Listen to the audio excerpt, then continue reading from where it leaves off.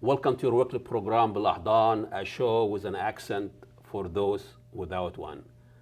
Events in Gaza and how the media cover this massacre and atrocity committed by the Jewish state is really mind-boggling for a lot of people, and how so many Americans do not see the human size of that conflict. And a lot of questions were raised, and I know I wrote an article in Star Tribune and other publication last week about the Jewish Jihadists, talk about thousands of Americans going to Israel fighting with the IDF, as if the IDF needs some help.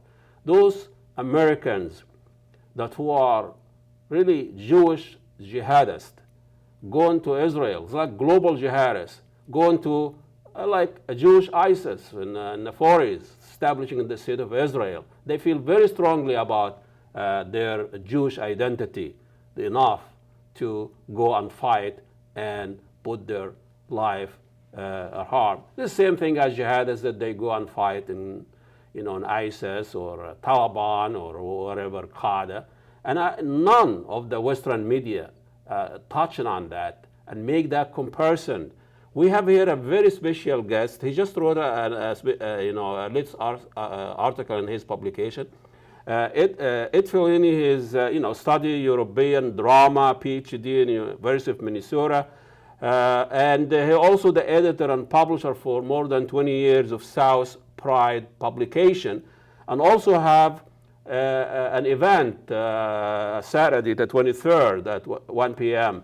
About Gaza, and teach on Gaza, an educational event. Welcome to Bil-Ahdan, Ed. Thank you so much for coming. I know you need to go, but we need to do this. It's very important, one of the few publications that actually dig into the history of that conflict. Yeah, thank you. Thank you very much for having me. And it's a tragedy that unfortunately the media in America doesn't want to deal with. They don't want to genuinely examine both sides or the Palestinian side of the conflict. It's the media is very pro-Israeli, and it doesn't get a chance to.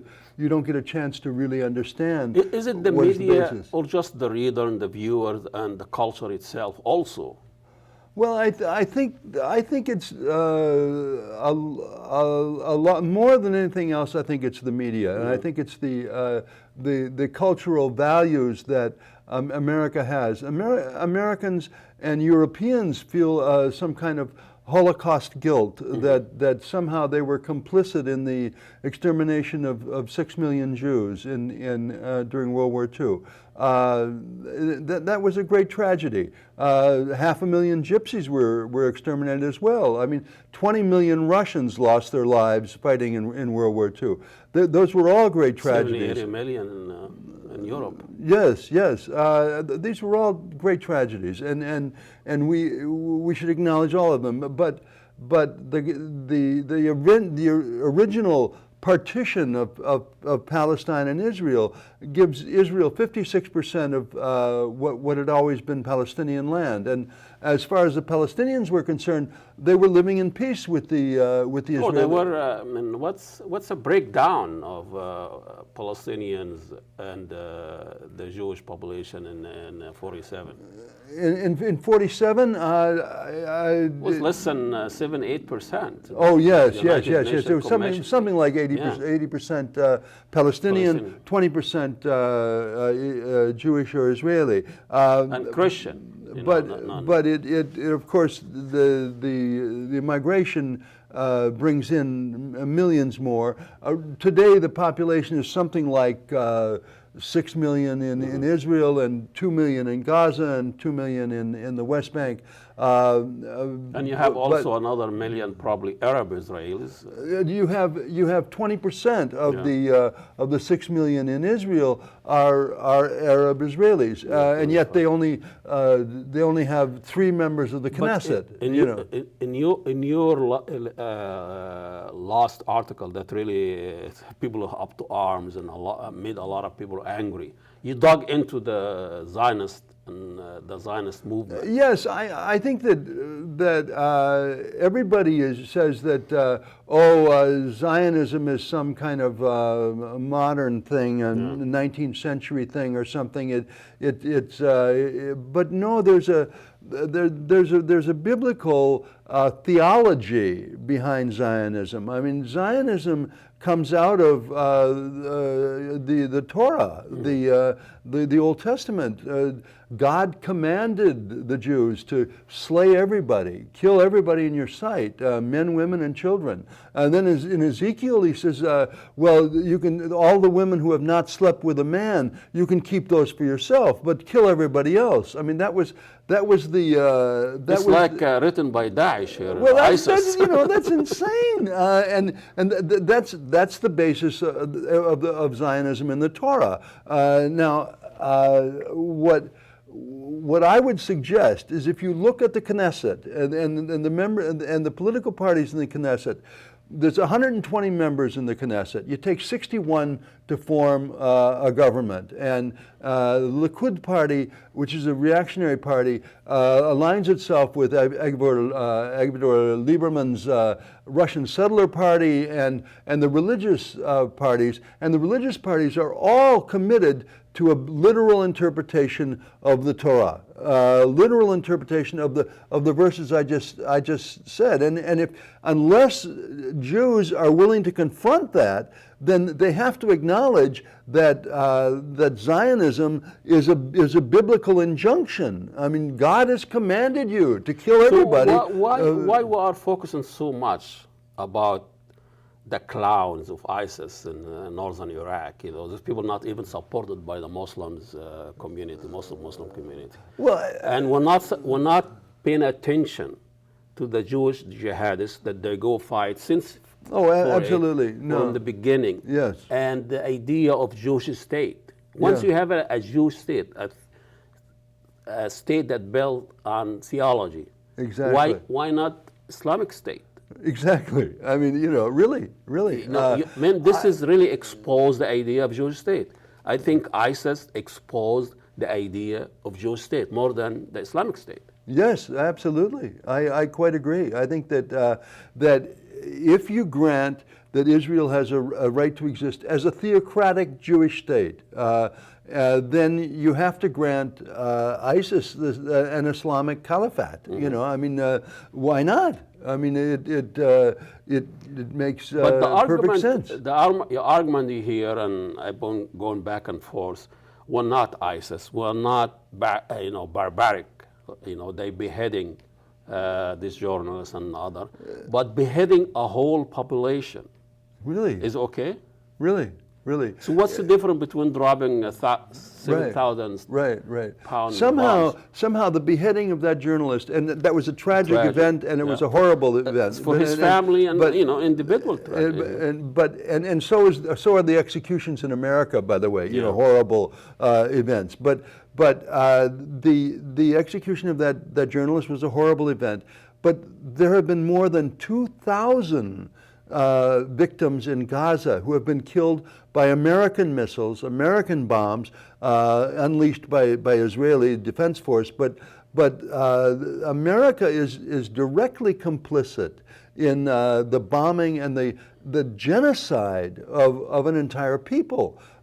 2,000, more than 2,000 people killed, and there's no alarm about this. Obama goes on the television and says Israel has a right to defend itself.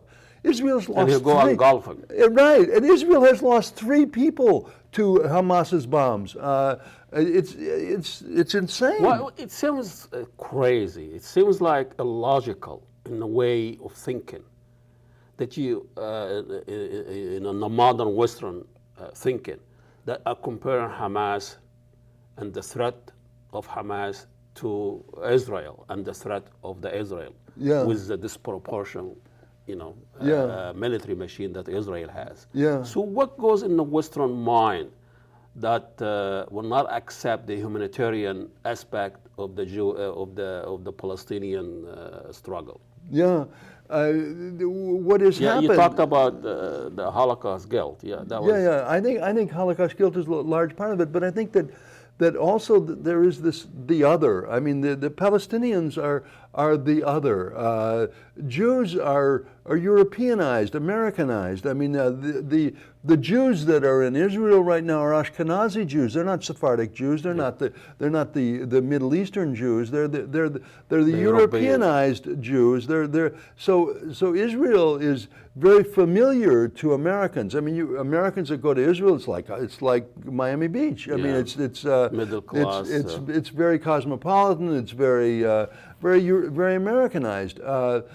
Whereas Islamic cultures or Middle Eastern cultures in general are the other. They're very Strange, different. exotic. And so if once you separate them, once you say that these people are like us, therefore they're good, these people are different, and therefore they're a threat, then the next step is to say they're a threat to me, therefore I should be able to kill them. Yeah. You know, I have a right to kill them, and that's what happens with this, with the media, with the cultural values that were being sold all the time, that the Jews are just like us, you know. And as you said in your introduction, I mean, the American Jews go on a jihad against the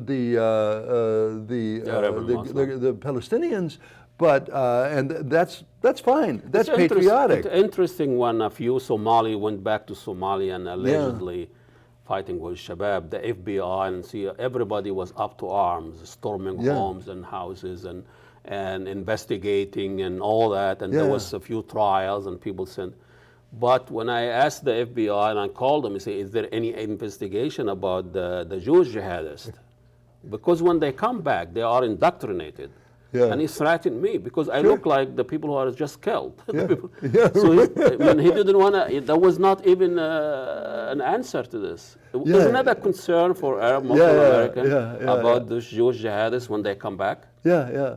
The Jewish jihadists are America's freedom fighters, and the jihad, the ISIS and the Hamas are terrorists. You know, that's the way our mind had the others. They are the other. The beheading. Yes. I mean, you know, they're brutal. They're savages. They're unlike us. We're civilized and cultured. You know, and that's the stereotype that allows us to exterminate 2,000 people and not think about it. I mean, that's just wiping something off the face. Israel has the right to defend itself. Yes. Israel has the right to defend itself. And to kill 2,000 people. without any declared borders. How do you defend yourself? If you don't even have a declared borders. No. That kept changing. Well, how could you declare war unless you declared that they were a country, that they were, you know, I mean... It's an occupied territory. Right. They're not going to do that, you know. They're not going to do that. It's a civil war. Yeah. It's just, right. Ed Felien, thank you so much. Oh, thank you. Thank you. I mean, thank you for the work you do. Is a publisher of Southside Pride publication in South Minneapolis,